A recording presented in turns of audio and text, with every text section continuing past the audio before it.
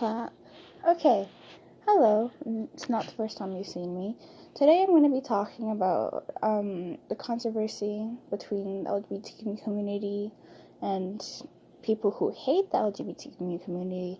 And today I'm going to be focusing on that side more because people don't really understand why people hate them.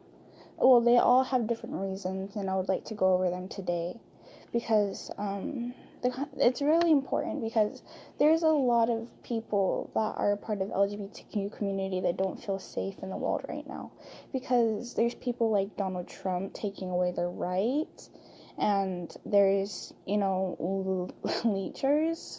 lynchers, I don't know how to pronounce it, but they go around and killing off a lot of gay people or killing them off for no reason, and there's laws against if they feel threatened by their sexuality or something that they can actually do that, and I don't really think that's a good law to have because they're just being killed for their sexuality, and I think it's a very important topic to talk about and why these people do these things to try to understand them better.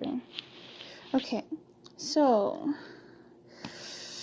the topic in the world, it's happening where in America there's a lot of states, more than half, probably more than 2/3 have this law where people who feel threatened by somebody's sexuality, they can do something about it and go hurt them. And it's not a really good law to have, and it even happens in our school.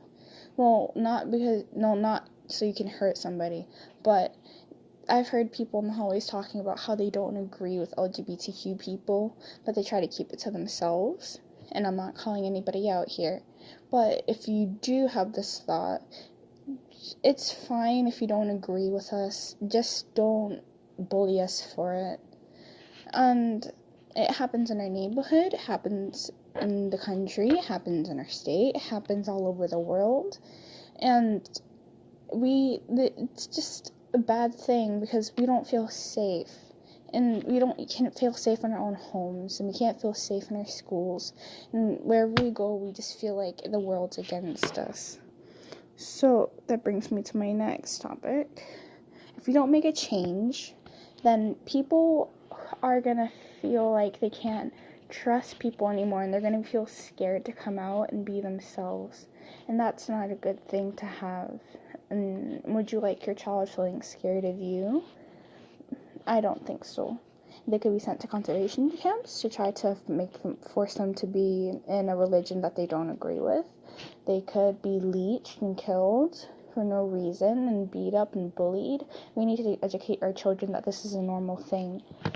And we could change by educating our children, like I said, and we can go to pride parades, and we can donate to LGBTQ positive communities, and be respectful when somebody tells you about it, and don't judge them for it, because they're your friends, and they will always be the same way. It doesn't matter if they're gay or straight or not.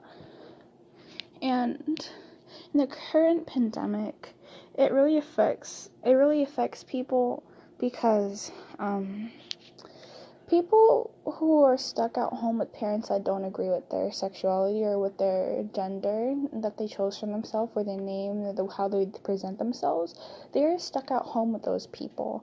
And those people are being abusive, and they're being rude, and they're trying to shove religion down their throats. And I don't really think it's a good thing that they're home like this in a time like this, because they can't go out anywhere and they can't escape it.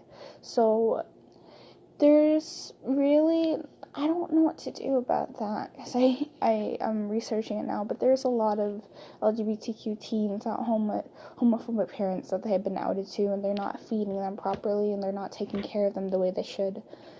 And that's really it about my topic and how it's affecting the whole premise of the thing. So what you can do is be supportive, and thank you for listening to me on this topic.